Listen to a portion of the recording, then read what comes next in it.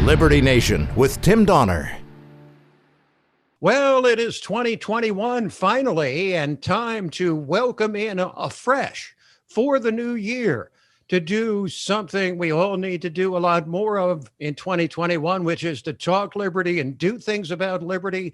And joining us is our regular contributor, as in years past, constitutional lawyer and LibertyNation.com legal affairs editor, Scott Cosenza. Hello, Scott. Hello, Tim, and thank you.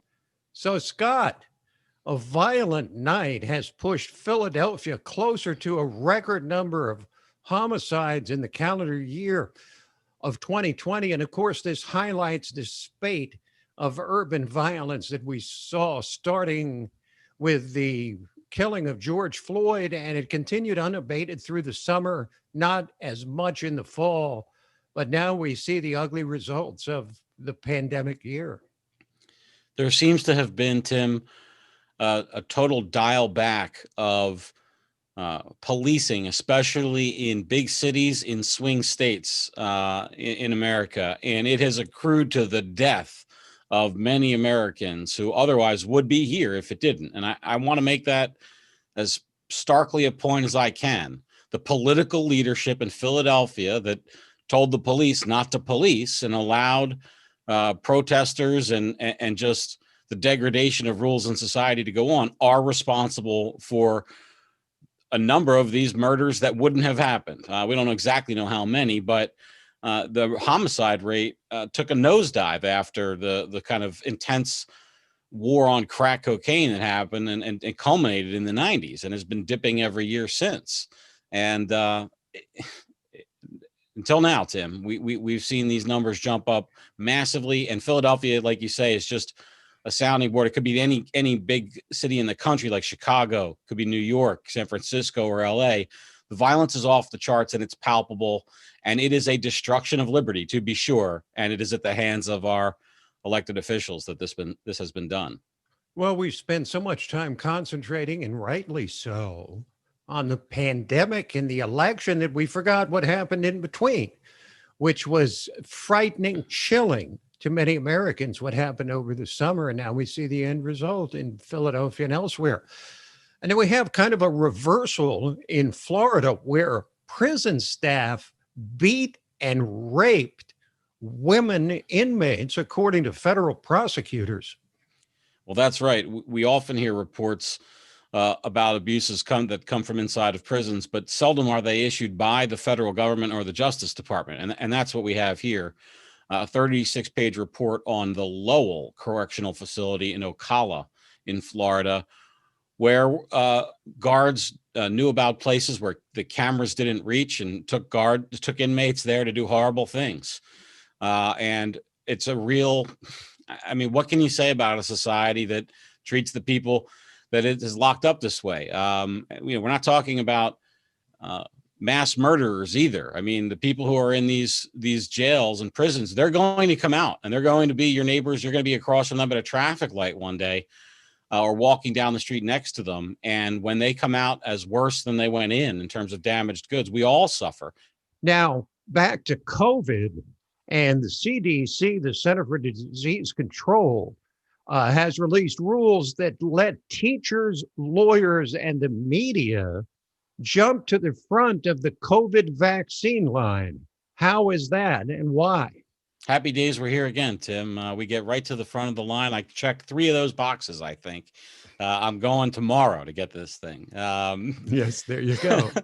As it happens, the panel that made these selections, made up primarily of doctors and some lawyers, decided that doctors and lawyers should be at the front of the line. They added journalists. I think it's always good because they're going to be the ones writing the stories about it, right? Certainly, you're not suggesting that lawyers were not on the front lines in fighting the coronavirus, Scott, your own profession. Any lawyer that has to go into jail to represent somebody or walk into court with some unsavory types, and by unsavory, I don't mean with their criminal justice. I mean their hygiene and so forth, and like coughing on them.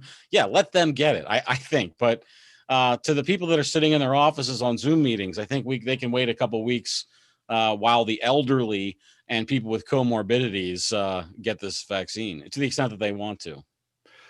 Now to another issue which always gets people hot and bothered. Pre-COVID, post-COVID, during COVID, it'll never go away. And that's the issue of ticket quotas. The old belief system that anytime you get a ticket, oh, it's only because the police have quotas. And it's their time of month or this time of year that they have to fulfill the quota. And I really wasn't going over the speed limit and the sun was in my eyes. The mitt was too small, something like that. But an actual ticket quota has sparked a lawsuit from New Jersey cops. I guess this is an actual, real, provable ticket quota, Scott. Tim, it's like a unicorn or a Sasquatch that was actually found. Here, this is the one time that kind of circumstance where we do find the police talking openly about the quota, which is when they decide they don't want to enforce it anymore. And bless their hearts, Tim. This is from the, I'm looking for the union. It's the Policemen's Benevolent Association number 43, which represents the Morristown Police Department in New Jersey. And I have never been ticketed, to my knowledge, Tim, by that department. I want to make that perfectly clear. No apparent conflict of interest here.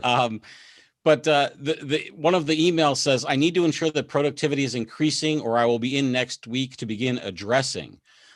Please develop a plan with your sergeant to ensure men are being productive in an enforcement manner. Well, productive, what does that exactly mean in an enforcement manner? You know, these rules for what stickers we have to have on our cars, our windshields, our license plates, and all these things, these are sold or pretended to be about safety or compliance with safety rules. They're not about that. They're taxes, and they're an excuse to pull people over and investigate them for other crimes and ticket them and get the revenue for the courts and the governments that gain the because there's like fine revenue and then there's court costs revenue, but everybody's got their hand out, and it's the American motorist and taxpayer and citizen and visitor, for that matter, who has to suffer through these things instead of just, you know, actually taxing the people in some method that's called a tax and is known as a tax. We play these games, and I think it's great that, to the extent, at least in Morristown, perhaps they won't be played anymore.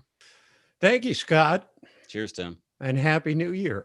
Happy New Year to you and everybody else listening. Thank you.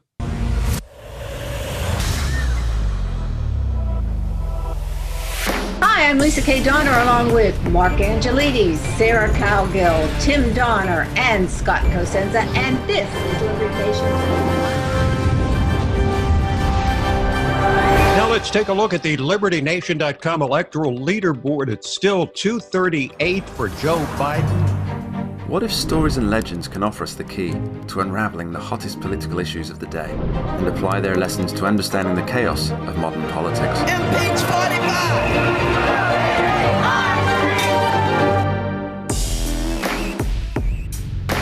Only where freedom of speech is honored can people who look, sound, or think differently be truly free.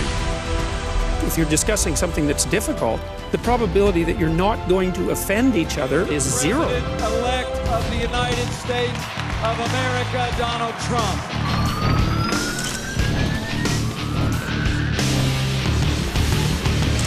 Donald J. Trump is now president. With one click, Liberty Nation delivers tomorrow's news. And remember, liberty. Today. All the time and everywhere. LibertyNation.com